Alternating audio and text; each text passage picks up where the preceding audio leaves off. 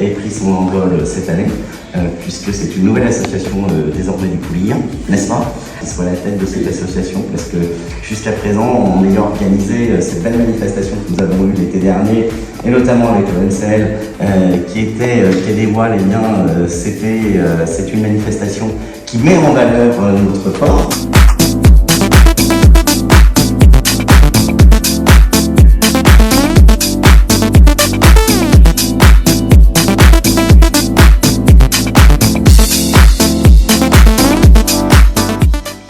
Participer, organiser des manifestations.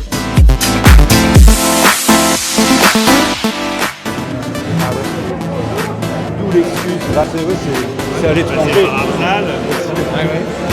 C'était Rieux. Le premier, puis l'autre. Il en a fait pas mal. Alors Richard Masse, tu es donc président de l'association Quai des Voiles. Qu'est-ce qui t'a donné l'idée de créer cette association exactement ? Bien, je ne suis pas tout seul dans le projet. L'idée est née à la fin de l'année dernière. Quand on a fait le bilan de Quai des Voiles 2022, on s'est aperçu que pour grandir, il fallait changer de format. C'est-à-dire trouver une association qui puisse fédérer d'autres partenaires pour avoir des moyens supplémentaires humains et financiers. Et avec un groupe d'amis qui étaient membres de l'association, nous avons constitué l'association Quai des Voiles. Alors justement, en matière de dynamique, je pense qu'on n'est pas trop mal, parce que je crois qu'au début de l'après-midi, on était 34 associés, maintenant une cinquantaine. Voilà, cette soirée nous a permis d'engranger un nombre supplémentaire d'adhérents. Ce qui est intéressant, c'est que ce sont des gens qui viennent d'horizons différents, des propriétaires de bateaux, des dirigeants d'associations, qui viennent de ports différents. Et donc on peut imaginer que les partenariats qu'on avait envisagés vont fonctionner.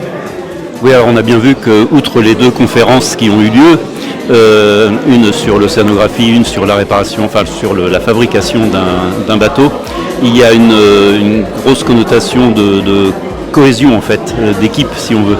Et je crois que tu veux réitérer ce genre de soirée tous les mois, c'est ça ? Alors voilà, on voudrait trouver un accord avec la ville pour avoir une mise à disposition d'une salle chaque mois pour organiser une manifestation.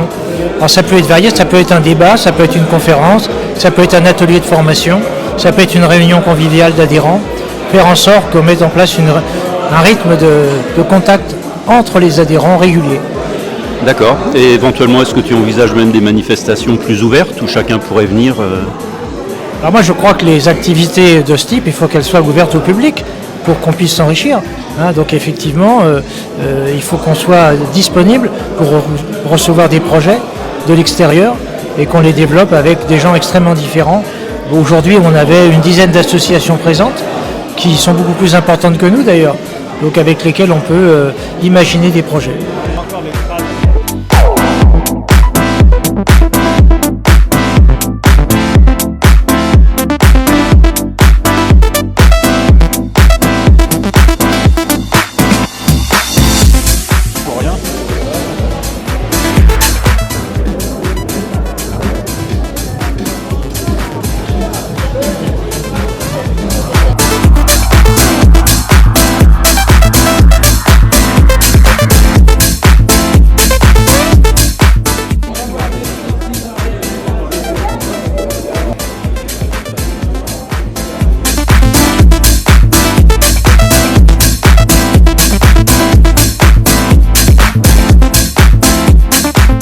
Bien, bonsoir Thierry Caudal. Alors, on ne dira jamais assez de bien des Saint-Bernard que représente la SNSM, n'est-ce pas? C'est toujours rassurant de vous savoir disponible comme ça. Toi, tu diriges la station Côte d'Amour. Est-ce que tu peux nous donner quelques détails sur vos effectifs, vos interventions, le nombre annuel, etc. Ouais, je suis le président de la station SNSM2, la Côte d'Amour, effectivement, qui est basée à Pornichet et qui couvre toute la zone de l'estuaire de la Loire et de la baie du Pouliguen, du champ éolien, de la zone d'attente du grand port maritime. Donc c'est une grosse station, la station de la Côte d'Amour, c'est 60 bénévoles, dont 40 sauveteurs embarqués, qui 365 jours par an assurent sous ordre du CROSS, bien entendu, les opérations d'assistance pour tous les marins, qu'ils soient professionnels ou plaisanciers. Il y a en permanence entre 20 et 25 bénévoles de la station qui sont aptes à répondre à la demande du CROSS pour une intervention. Bah, écoute, merci encore une fois d'être là ce soir et merci d'être là à l'année pour nous navigateurs. C'est avec grand plaisir. Merci à vous en tout cas. Alors Gérard d'Aboville, comme le dit la formule, tout le monde vous connaît par vos traversées de l'Atlantique, du Pacifique à la rame, mais ça c'est du passé. Maintenant vous avez un peu une nouvelle vie. Quelles sont vos activités principales? Je vais surtout vous parler de bateaux traditionnels, mais ça, c'est pas une nouvelle vie pour moi parce que je suis tombé dedans quand j'étais petit. J'ai commencé à naviguer sur un bateau qui datait de 1900, un bateau magnifique, j'ai passé des années dessus. Alors voilà, justement à propos de bateaux classés monuments historiques, maintenant vous dirigez une association Une association qui s'appelle l'Association du patrimoine maritime et fluvial. Et cette association elle a une mission de service public puisqu'elle labellise pour le compte du gouvernement les bateaux, 10 bateaux d'intérêt patrimonial. Et ces bateaux, pour ceux qui sont soumis aux droits de francisation, sont exonérés de leurs droits de francisation. Et puis il y a quelques autres avantages annexes. Je rappelle que vous êtes le parrain de notre association Quai des Voiles. Je suis très content, moi, un de nos combats dans cette association, c'est d'une part, on labellise les bateaux, mais ensuite, on insiste pour que ces bateaux soient regroupés dans les ports. Parce que quand ils sont disséminés, on ne les voit pas. Quand ils sont regroupés, on ne voit plus qu'eux. Donc, cette initiative-là de Quai des Voiles me plaît parce que ça va exactement dans le sens de ce que l'on veut promouvoir. Écoutez, on est ravis de vous accueillir en tant que parrain, en tout cas, et on vous remercie. Merci.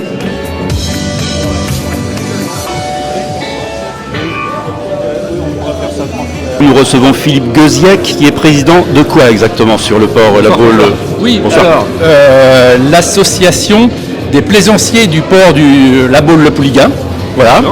C'est une association qui a pas mal d'années, qui a été créée dans les années 95, me semble-t-il. Voilà. Et cette association, c'est pour regrouper donc les plaisanciers qui ont un anneau donc, sur le port du Pouliguen, Quai des Voiles, une association qui est en train de naître là, en fait, et je trouve que c'est très bien pour une association qui va fédérer aussi un petit peu tous les acteurs de la plaisance sur le port du Pouliguen. Donc la place de la PPBB était d'être avec vous, de vous accompagner. On l'a fait déjà l'année dernière, on va continuer cette année. Nous t'en remercions et nous remercions tous vos associés. Voilà. Merci beaucoup d'être là. Merci et puis beaucoup. Bonne soirée.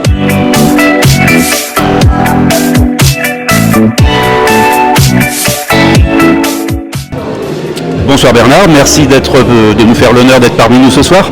Alors, nous savons que tu as un métier un petit peu particulier. Est-ce que tu peux nous en parler? Depuis une vingtaine d'années, je suis pilote maritime sur la Seine. Alors, le métier de pilote consiste en une aide aux capitaines qui ne connaissent pas du tout les lieux, et donc dans tous les ports du monde. En fait, quand un navire arrive, un pilote monte à la passerelle du navire et aide le commandant à remonter la rivière. Et en gros, sur la Seine, nous prenons les commandes du navire à partir du moment où il arrive. Je voulais lever un doute. Je me suis laissé dire un jour que lorsque le pilote mettait pied à bord du bateau, que ce soit un cargo, un pétrolier, le commandant officiel prenait du recul et laissait totalement la responsabilité du bateau au pilote. Autrement dit, le pilote devenait pacha du bateau. Est-ce que c'est vrai? On va dire dans la réalité oui, mais sur le papier non. Le commandant reste toujours capitaine de son navire. Et en fait, s'il arrive un problème au navire, c'est toujours le commandant qui reste responsable de son navire. Et on peut engager la responsabilité du pilote à condition de prouver qu'il a fait une faute.